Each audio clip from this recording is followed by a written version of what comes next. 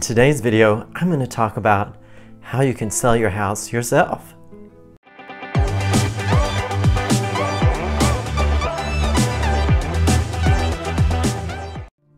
Welcome to my channel.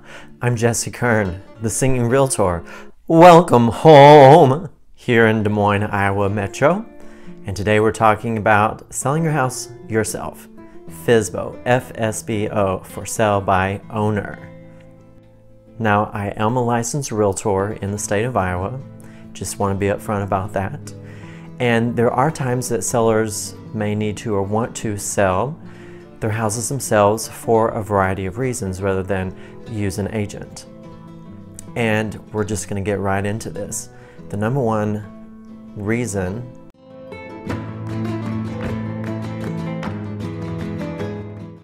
your first order of business is to price your property, and ideally to price it right. Now, this is the most challenging part of selling your house yourself, and it's also the most important. So if you get it right, you could sell within a reasonable time frame. If you get it wrong, you could either be on the market for a really long time, never sell, or if you price it low, you might get multiple offers, which, that actually drives the price up oftentimes. Really comes down to your motivation and what you're wanting to accomplish. So when you're looking at comparable homes, one thing you need to consider, and a lot of for sale by owners don't necessarily know this, make sure you look at homes that only go back 6 months in terms of when they actually sold and closed. That's the time frame that an appraiser will look back if they're appraising your property for the purposes of a mortgage. And if you go back too far, like a year, the market may have been a completely different market. We've had a fairly consistent and strong seller's market in Des Moines, Iowa for quite a while now. However, there's seasonality, it goes up and down, and your price point, if you're over $500,000 in this market, it may be a buyer's market. However, in the summer of 2020, we had a seller's market up as high as $700,000. So make sure you choose comparable homes that are the more recent, the better. Also on price, you can check out my video, How to Price Your House to Sell. I go over the key factors of what that means, and I give a few tips for sale by owners in that video as well.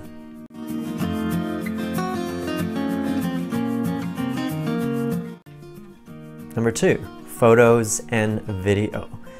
Now, let me tell you, I've seen lots of for sale by owner properties on Zillow and other similar sites, and they don't always do themselves a favor when they've got their own phone.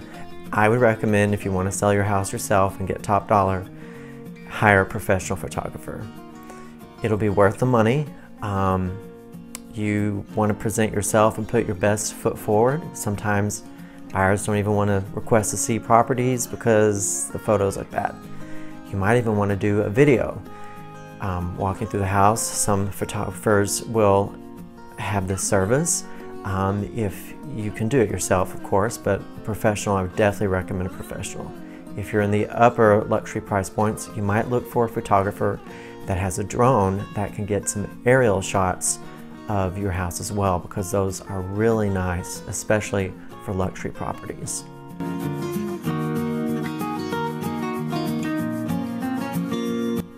Number 3, marketing.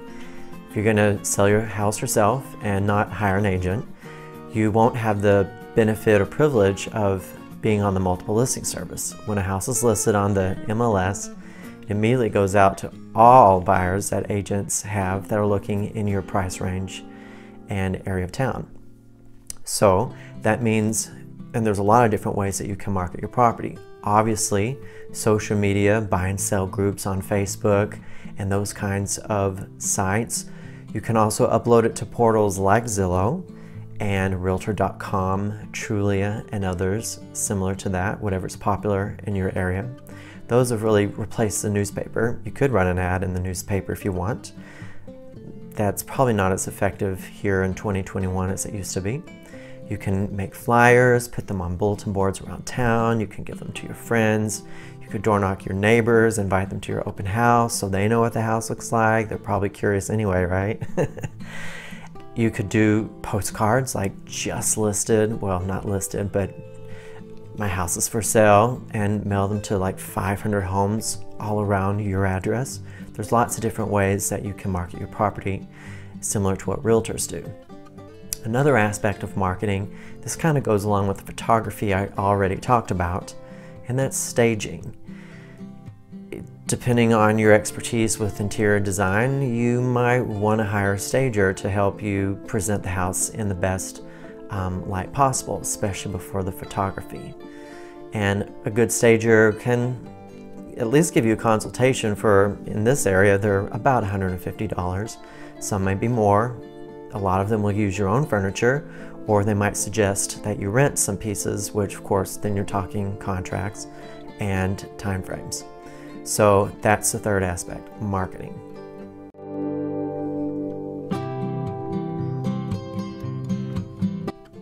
Number 4, disclosures. So many times when I've shown for sale by owner properties to my buyers, I ask the seller, do you have a disclosure? And many times they're like, what do you mean? Basically, a disclosure is you as the seller saying, this has been my experience with the property, and I'm passing that along to the buyer. This is to your benefit. It actually protects you legally. I always recommend my sellers over disclose, because if something comes back that you didn't talk about and a buyer has the experience and come to find out you knew about it, you could have some legal liabilities in a situation like that. So depending on the age of your home, you'll want a lead-based paint disclosure, and that would be if it was 1979 or before, because lead-based paint was outlawed in the late 70s. You'll want to have a seller's disclosure. You can Google state of Iowa or whatever state you live in, seller disclosure. The local realtor board here, the Des Moines Area Association of Realtors, has a form. There's a federal statewide form for the lead-based paint disclosure that's common. So you can find those resources online.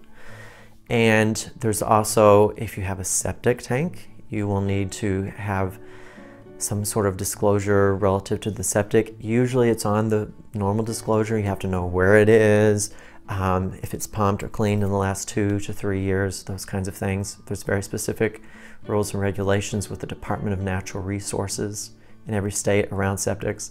If you have a homeowners association, there's not necessarily disclosure, but you'll need to have an addendum, and you'll need to pass on like all the documents, bylaws, articles of incorporation, how much the monthly dues are, all that kind of stuff for a buyer and their lender, if they're getting financing, to be aware of.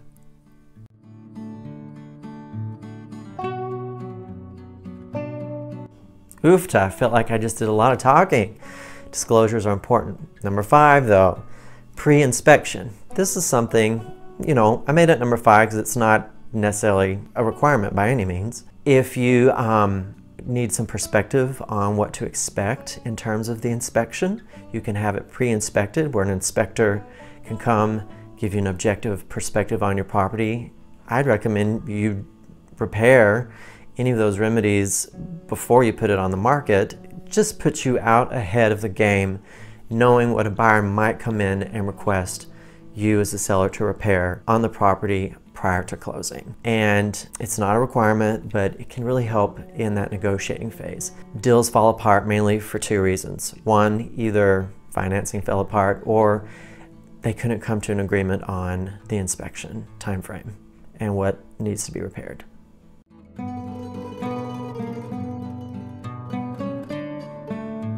Now there's always pros and cons, so here's a few items on the downside to selling your house yourself. The first is really time. You've got to be present for all the showings. You got to let the buyers in. Even if they have a realtor, you may want to be there. In today's age, you know, people can say they're a realtor, but how do you really know? And I mean, sometimes buyers want to look at homes on Saturday during that ball game, or Monday Night Football, or what if you're at work? Can you get off work to show the house? And if you can't, are they available during the evening when you are? And they may not be. So that's something to take into consideration. Another is safety. I kind of touched on this. It speaks for itself. When you put that sign in the yard for sale by owner and put your number out there, anybody and everybody can call you. So that's really a personal choice in terms of your level of comfort on that subject. And then you've got types of buyers. So a lot of times investors will target for sale by owners because they're taught to. They know how to negotiate. A lot of for sale by owners, you may or may not have negotiation skills. And investors want to buy your house pennies on the dollar. They might want to flip it. They might want to put a renter in it. Investors know, good ones at least, you make your money when you buy. So they're looking for the best deal possible. And depending on your situation, they may lowball you or try to take advantage of whatever the situation is. Another type of buyer to consider is someone that really can't qualify for a loan. So they're going to come in and ask you to do owner financing. In the state of Iowa, that's called buying on contract, where you function as the bank, where you still have your mortgage and you pay your monthly mortgage, but there's a contract in place where the buyer pays you each month and then you turn around and give that money to the mortgage.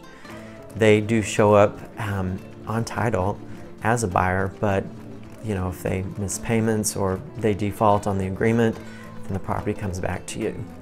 Or you might have buyers that want lease with an option to buy, lease to own. Again, if you need your cash out for your down payment on your next house, those aren't going to be options for you in terms of selling the house. You're going to want your cash out. You're going to want someone who can pay cash for it or get a mortgage, and you can pay off your mortgage at the close of the sale. And the last disadvantage of for sale by owner is just the legal liabilities. I mentioned that during the disclosure portion. There's a lot of moving parts to selling a property, and you may or may not be aware of them. Every contract situation is different, and you just need to protect yourself legally. Attorneys, if they're going to be involved, of course they're going to want to be paid, and you just have to weigh if you're willing to take those risks. There you have it. If you enjoyed today's video, give a like, subscribe to the channel, make a comment, ask a question. For more information, you can check out my free 47 easy ways to make your house sell faster. You can check that out below in the link. Have a blessed day.